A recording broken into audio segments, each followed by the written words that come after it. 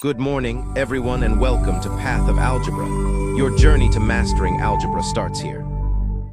High everyone, চলো জেনে নেই বীজগণিতের তিনটি core rule. Rule number 1 commutative property মানে বিনিময় নিয়ম। রুল নাম্বার 2 অ্যাসোসিয়েটিভ প্রপার্টি মানে সংযোগ নিয়ম। রুল নাম্বার 3 ডিস্ট্রিবিউটিভ প্রপার্টি মানে হচ্ছে বিচ্ছেদ নিয়ম। চলো আমরা দেখে নেই rule number 1 commutative property. Commutative property यानी বিনিময় নিয়ম।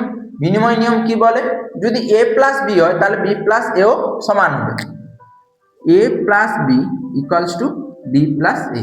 একটা এক্সাম্পলের সাথে দেখি কি বলে, যে 2 যুক্ত 3 যোগ করলে কত হয় 5 হয়।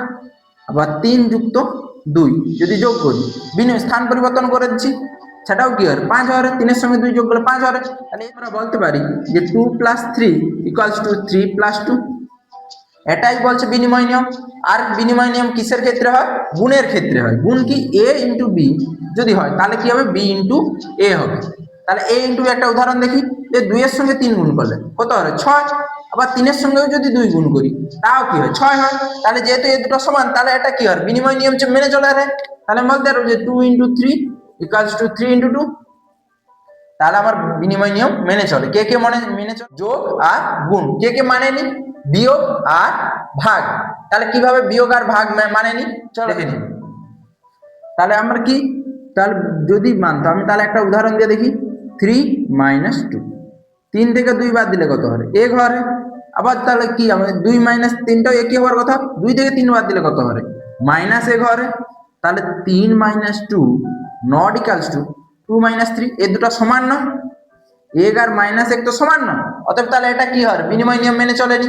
একই রকম ভাগের ক্ষেত্রেও দেখি, যদি আমি 3 ভাজিত 2 দেখি, 3 থেকে 2 ভাগ করলে কত 1.5 হয়। এবার যদি আমি 2 থেকে 3 ভাগ দিই তাহলে ভাগ করলে কত হবে 0.666, এরকম চলতে থাকবে 66। তাহলে এই দুটো তো সমান নয়। তাহলে আমি বলতে পারবো যে 3 ভাজিত 2 নট ইকুয়ালস টু 2 ভাজিত 3। এই দুটো সমান নয়। তাহলে আমার বিনিময় নিয়ম কে কে মেনে চলে, যোগ আর গুণ। কে কে মানেনি, বিয়োগ আর ভাগ। চলো আমরা জেনে নিই সেকেন্ড রুল অ্যাসোসিয়েটিভ প্রপার্টি यानी সংযোগ নিয়ম। সংযোগ নিয়ম কি বলে, যদি a plus b plus c হয় সমান কার সঙ্গে সমান হবে, তাহলে a plus b plus c এর সঙ্গে সমান হবে। এটা সংযোগ নিয়ম কার ক্ষেত্রে হয়, যোগের ক্ষেত্রে হয় আর গুণের ক্ষেত্রে হয়। যে a গুণিতক b গুণিতক যদি c হয় তাহলে আমি এটা কি লিখতে পারবো, a গুণিতক b গুণিতক c।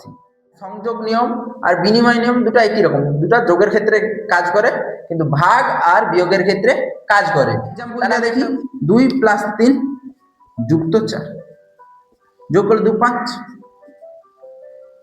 2 3 5 প্লাস 4 সমান 9। আবার একই রকম